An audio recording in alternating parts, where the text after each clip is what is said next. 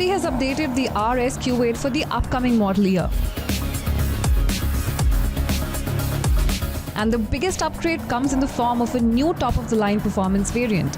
The new range-topping RS Q8 performance with about 40 more horses than the standard RS Q8 has become the brand's most powerful ICE car ever.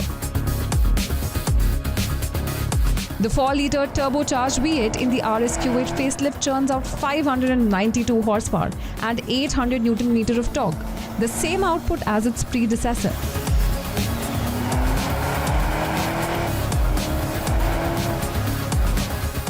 However, the same setup with a performance-oriented lighter exhaust system and a few other alterations delivers about 631 bhp and 850 Nm in the RS Q8 performance.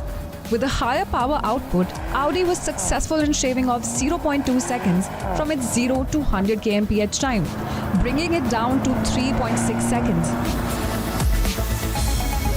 The cherry on top is that the RS Q8 performance has also lapped the Nürburgring in just 7 minutes and 36.698 seconds, making it the fastest production SUV to do so, with many optional mechanical upgrades, of course.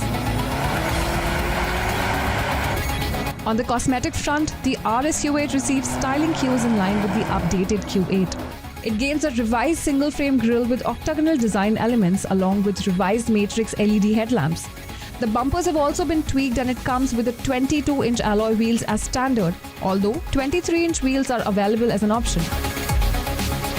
The interior layout remains identical to the standard Q8. It has the same split infotainment and climate control screens, along with an upgraded 12.3-inch digital instrument cluster to feature the gear change indicator. However, the use of Alcantara differentiates the cabins from the standard version.